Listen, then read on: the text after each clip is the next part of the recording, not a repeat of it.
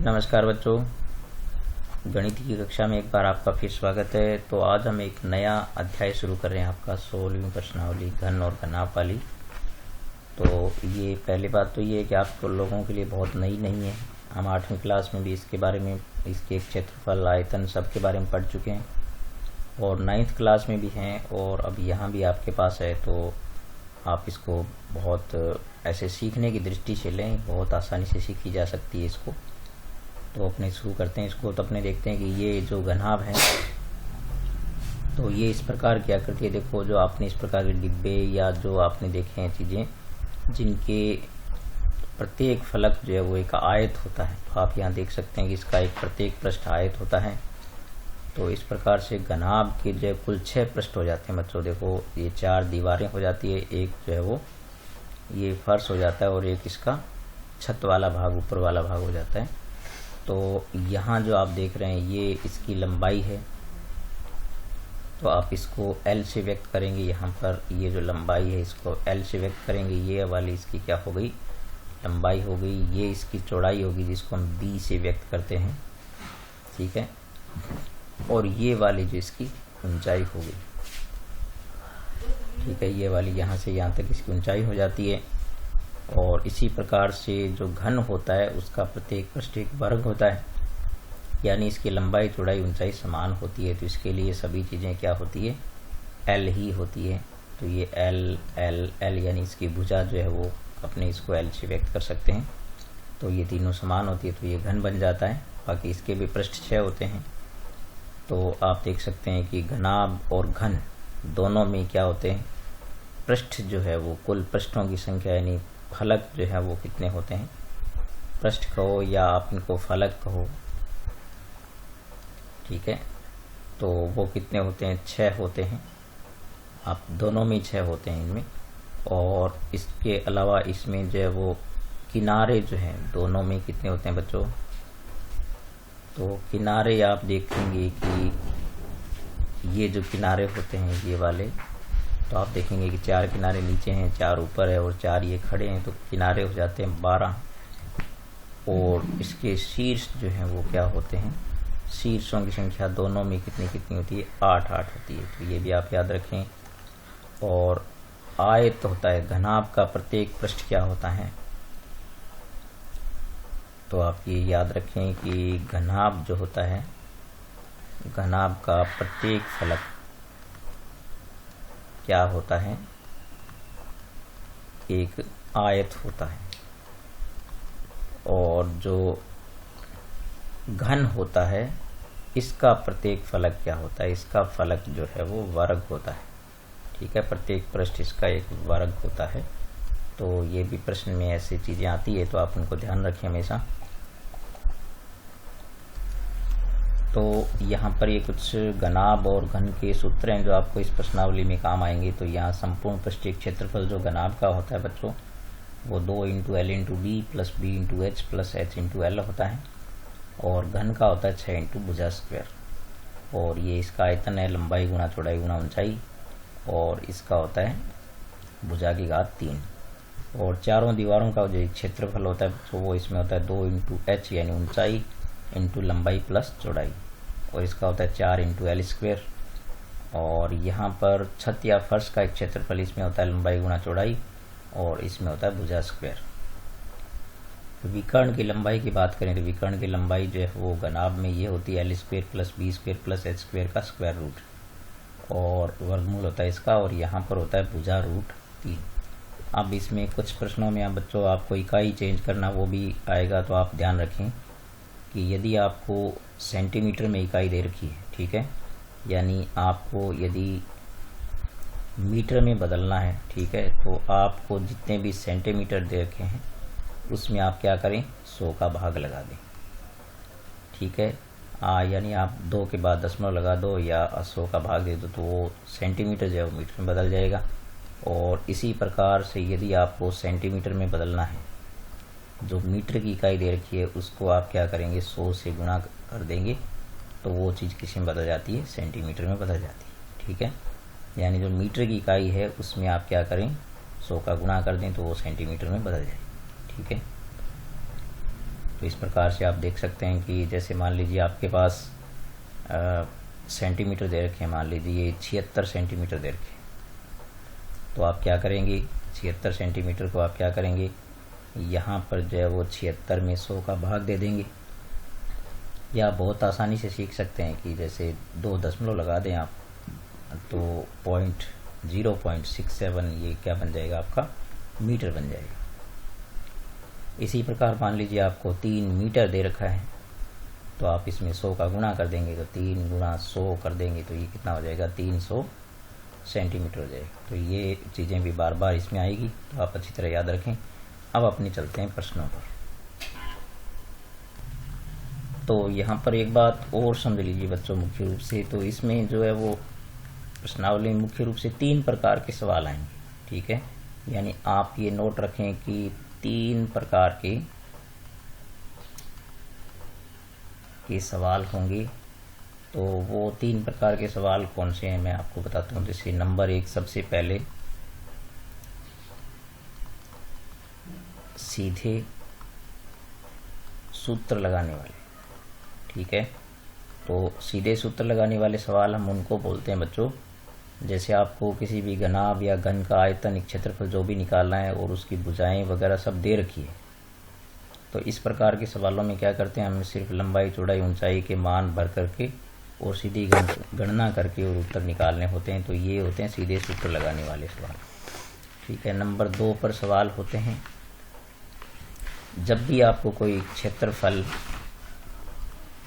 ठीक है, या आयतन दिया हो, ठीक है, तो क्षेत्रफल या आयतन दिया हो तो क्या करते हैं कि जब ऐसे प्रश्न आएंगे तो आप याद रखें कि जब भी कोई भी आयतन या क्षेत्रफल जिस भी आकृति का दे रखा है, आप क्या करें, उसको उसके सूत्र के सामने रखें, ठीक है। तो उसको सूत्र के सामने रखें और फिर क्या करें आप, जो जैसे एक क्षेत्रफल दे रखा है आपको, मान लो, तो आप क्या करेंगे, क्षेत्रफल जब दिया होगा तो कोई न कोई एक चीज़ आपके लिए अज्ञात रखी जाएगी। जैसे मान लीजिए लंबाई चौड़ाई दे दी तो ऊंचाई पूछ सकते हैं। तो फिर आप क्या करें, बाकी चीज़ें यानी सूत्र के सामने रख करके सूत्र में बाकी चीज़ें भरें और फिर तिरछा गुणा करके और उनके उत्तर निकाले जाते हैं। तो ये दूसरे प्रकार के सवाल होते हैं। और तीसरे प्रकार के सवाल होते हैं बच्चों, जब आपको संख्या ज्ञात करनी हो, ठीक है, संख्या ज्ञात करना हो, ठीक है। जैसे मान लीजिए किसी बड़े बॉक्स में कितने बॉक्स रखे जा सकते हैं या किसी दीवार में कितनी ईंटें लगेगी, तो हमेशा इसमें आपको एक छोटी सी बात याद रखनी है कि जब भी आपको कोई संख्या ज्ञात करनी है तो आप क्या करें, बड़ी वस्तु का आयतन, ठीक है, बड़ी वस्तु का आयतन और बटे क्या करेंगे आप, छोटी वस्तु का आयतन। इस प्रकार से संख्या निकाली जाती है, ठीक है। तो वस्तु का आयतन, जैसे मान लीजिए आप कोई पूछे कि भी एक दीवार जो है उसमें कितनी ईंटें लगेगी, तो आप क्या करेंगे, बड़ी वस्तु दीवार हो गई, तो दीवार के आयतन में आप क्या करेंगे, ईंट के आयतन का भाग लगाएंगे। बस इकाइयों का ध्यान रखेंगे। तो ये मुख्य 3 प्रकार के सवाल आएंगे, तो मैं आपको बीच बीच में बताता रहूँगा कि ये इस प्रकार का सवाल है। तो अब अपने प्रश्नों पर चलते हैं। तो यहाँ पर आप जो पहला प्रश्न देख रहे हैं उसमें बच्चों आपको दे रहे घनाभ की लंबाई, चौड़ाई और ऊंचाई जो है आपको दे रखी है। तो 12 सेंटीमीटर लंबाई है और 9 सेंटीमीटर चौड़ाई है और 5 सेंटीमीटर ऊंचाई है। तो इसमें देखो सीधा ही क्या कर रखा है, आपको क्षेत्रफल ज्ञात करना है, संपूर्ण पृष्ठीय क्षेत्रफल और आयतन ज्ञात करना है। तो यही होते हैं वो जो सवाल जिनमें सीधे सूत्र लगाने होते हैं। तो आपको यहाँ सारी चीज़ें दे दी आपको, यानी सारी जो इकाइयाँ इसकी लंबाई चौड़ाई ऊंचाई वो दे दी आपको। और ये जो सिर्फ सीधा एक क्षेत्रफल निकालना है तो आप सीधा सूत्र में रखें इसको। तो और ध्यान से गणना कर दें तो 2 इंटू लंबाई गुणा चौड़ाई, L इंटू बी, तो ये हो गया बच्चों 12 गुणा 9 प्लस चौड़ाई गुणा ऊंचाई करेंगे तो 9 गुणा 5 हो गया, प्लस ऊंचाई इंटू क्या हो गया, लंबाई होगी 12 होगी। तो यहाँ से आप गणना करते इसमें ध्यान रखें। कुछ बच्चे क्या करते हैं कि जो है वो इनको गुणा नहीं करते, पहले कई बार जोड़ देते हैं। तो ऐसा नहीं करेंगे, आप इसको ध्यान से करें। तो पहले चूँकि इसमें गुणा भी आ रहा है जोड़ भी आ रहा है, तो पहले इनको गुणा करें आप। तो 12 में 108 हो गई, प्लस 9 पंजे 45 और प्लस 12 पंजे कितना हो गया, 60 हो गया। अब आप क्या करें, इनको जोड़ लें, पहले जोड़ेंगे फिर 2 से गुणा करेंगे। तो आप इनको जोड़ेंगे तो ये बनेगा आपके पास 208, ठीक है, 213 बनेगा बच्चों, क्योंकि ये 105 और 108 कितने हो गए, 213। तो अब आप इसको गुणा करेंगे तो ये आएगा 426। और जो क्षेत्रफल की इकाई होती है बच्चों वो होती है वर्ग इकाई होती है। तो यहाँ पर क्योंकि वर्ग है सेंटीमीटर में है तो ये हो गया वर्ग सेंटीमीटर। तो या तो आप ऐसे लिखें या आप चाहें तो आप सेंटीमीटर स्क्वायर लिख सकते हैं इस प्रकार से।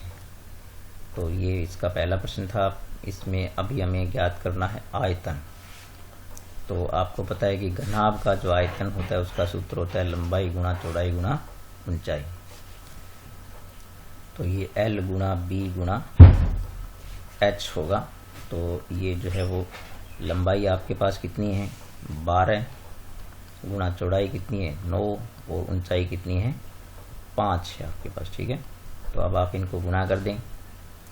तो गुणा करेंगे तो देखो आप आसानी से गुणा कर सकते हैं, 12 पंजे 60 और 60 को आप 9 से करेंगे तो 540 सेंटीमीटर हो जाएगा। तो 540 घन सेंटीमीटर हो गया। तो आप या तो इस सेंटीमीटर क्यूब लिखें या लिख दें आप घन सेमी, ठीक है। तो इस प्रकार से आपके जो प्रश्न है वो।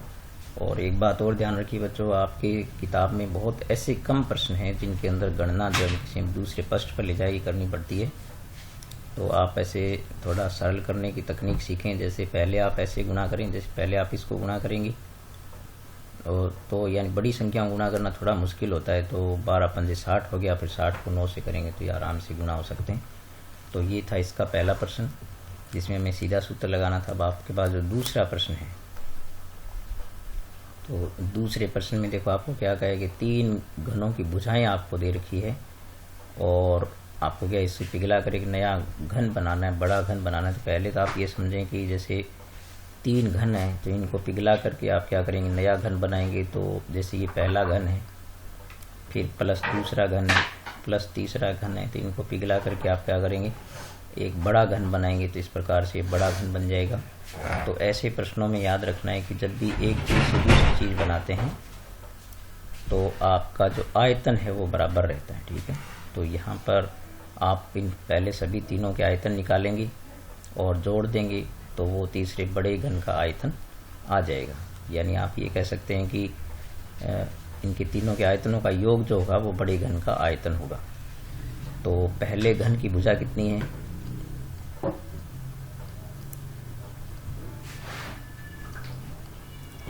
पहले घन की भुजा जो है वो आपके पास है 8 सेंटीमीटर, ठीक है।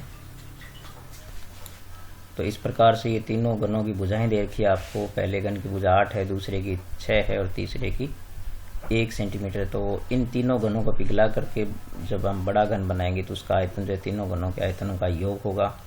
तो यदि बड़े घन की भुजा को हम L मान लेते हैं तो इसका आयतन जो है वो क्या हो जाएगा, इन तीनों के आयतनों के योग के बराबर हो जाएगा। तो घन का आयतन भुजा की पावर 3 होता है। तो आप यहाँ देख सकते हैं कि L3 जो है वो यानी घन का आयतन जो है बड़े वाले का यहाँ पर 8 की घात 3 हो गया,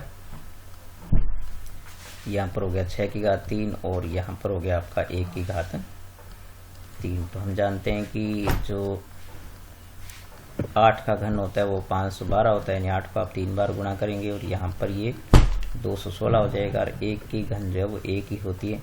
तो इस प्रकार से आप ये देखेंगे कि यहाँ पर हो गया ये 729 जोड़ने पर। तो अब यदि आप 729 के अभाज्य गुणनखंड करेंगे तो आप ये पाएंगे कि ये बनेगा आपके पास 9 की घात 3, यानी 9 गुणा 9 गुणा 9 आएगा। तो यहाँ पर आप घातें काट देंगे, यानी 3 घात से क्या होगी, 3 घात कट जाएगी। तो यहाँ से 3 से 3 काट दें आप। तो इस प्रकार से L बराबर क्या आ गया, 9 आ गया। यानी इस बड़े घन की जो भुजा है वो क्या आ गई, 9 आ गई। अब आप इसका क्षेत्रफल निकाल सकते हैं। तो संपूर्ण पृष्ठीय क्षेत्रफल जो है इस घन का जो होगा बच्चों वो हो जाएगा, इसका संपूर्ण पृष्ठीय क्षेत्रफल 6 इंटू भुजा स्क्वायर होता है। तो 6 इंटू L स्क्वायर हो गया। तो 6 इंटू 9 की स्क्वायर करेंगे तो 9 की स्क्वायर क्या होती है, 9 को 9 से गुणा करेंगे 81 हो गया, और इस प्रकार आप इसको गुणा कर दें तो ये 6 और 8 6 48, तो 486 वर्ग सेंटीमीटर हो जाएगा। आप सेंटीमीटर स्क्वायर लिख दें। तो इस प्रकार से आप ये देख सकते हैं कि बिल्कुल आसानी से हम इन सवालों को कर सकते हैं। अब चलते हैं तीसरे प्रश्न पर। तो यहाँ बच्चों आपको ये कहा है कि एक संदूक की माप जो है वो 50, 36 और 25 है।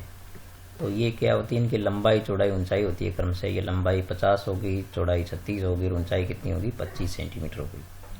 अब इस पर कवर लगाना है तो कितने वर्ग सेंटीमीटर कपड़े की आवश्यकता होगी। तो पहले तो आपको यहाँ एक पहचान भी दे दी कि वर्ग सेंटीमीटर कपड़े की आवश्यकता होगी, इसका मतलब क्षेत्रफल ज्ञात करेंगे। और वैसे भी आप समझ सकते हैं क्योंकि कपड़ा जो है वो पृष्ठ पर लगेगा और पृष्ठ की जब भी बात आएगी तो क्षेत्रफल होगा। तो आप यहाँ पर क्या करें, संदूक का संपूर्ण पृष्ठीय क्षेत्रफल निकाल दें। तो 2 इंटू लंबाई गुणा चौड़ाई वाला वो सूत्र आप काम में ले लें। ठीक है, तो ये प्रश्न मैं आपको नहीं कराने जा रहा हूँ, मैं आपको जो है वो चौथा प्रश्न करा रहा हूँ, क्योंकि यहाँ पर आपको सीधा ही क्या करना है, केवल फॉर्मूला अप्लाई करना है यहाँ पर केवल तीसरे प्रश्न में। तो यहाँ पर हम लेते हैं चौथा प्रश्न। और चौथे प्रश्न में आप देखें कि घन का प्रत्येक पृष्ठ का एक क्षेत्रफल आपको दे रखा है। तो यहाँ आप लिखेंगे घन के प्रत्येक पृष्ठ का एक क्षेत्रफल, घन के प्रत्येक पृष्ठ का क्षेत्रफल जो आपको कितना दे रखा है, वो दे रखा है 100 वर्ग सेंटीमीटर। ठीक है, तो यहाँ से आप याद रखें बच्चों कि घन का जो प्रत्येक पृष्ठ होता है वो वर्ग होता है। तो इसका मतलब ये हो गया कि वर्ग का एक क्षेत्रफल क्या हो गया, वो हो गया 100। ठीक है, तो अब वर्ग का क्षेत्रफल हम जानते हैं बच्चों क्या होता है, भुजा स्क्वायर होता है। ठीक है, इसका मतलब भुजा स्क्वायर बराबर हो गया 100। तो हम 100 के भी क्या करेंगे, गुणनखंड करेंगे या भाज्य गुणनखंड करेंगे यदि आप, तो आप ये पाएंगे कि ये आएंगे आपके पास 10 का वर्ग आएगा, क्योंकि 10 गुणा 10 क्या होता है, 100 होता है। तो यहाँ पर 2 घात कट गई। इसका मतलब ये हो गया कि जो घन है उसकी भुजा कितनी आ गई बच्चों, 10 सेंटीमीटर आ गया। आप इस प्रकार से आप याद रखें 10 सेंटीमीटर की भुजा आ गई। अब आपको क्या कहा है कि इस घन को जो है वो बीच में से ऊंचाई से काट दिया जाता है। तो जो चीज़ बनेगी यानी जो भी वस्तु बनेगी उसका संपूर्ण पृष्ठीय क्षेत्रफल ज्ञात करना है। तो यहाँ पर आप देखें कि ये जो आपके पास घन है जिसकी प्रत्येक भुजा कितनी है बच्चों, यानी इसकी जो ये लंबाई है वो भी 10 है, चौड़ाई भी कितनी है 10 है, और आपके पास यहाँ पर जो ऊंचाई है वो भी कितनी है 10 है। तो आपको ये कहा जा रहा है कि इसको बीच में से काट दे, यानी यहाँ से ऊंचाई समय से काट देते हैं। यदि हम इसको यहाँ से इस प्रकार काट दें तो इस प्रकार आप पाएंगे कि ये जो इस प्रकार से बीच में से कट जाएगा। तो इस प्रकार काटने से जो है वो आप देखेंगे कि इसकी ऊंचाई कितनी रह जाएगी, यहाँ पर ये 5 रह जाएगी। इस प्रकार से लंबाई चौड़ाई पर कोई फर्क नहीं पड़ेगा, सिर्फ क्या होगा ऊंचाई जो है वो कम हो जाएगी। तो आप ये लिखेंगे कि बीच में से काटने पर, ठीक है, यानी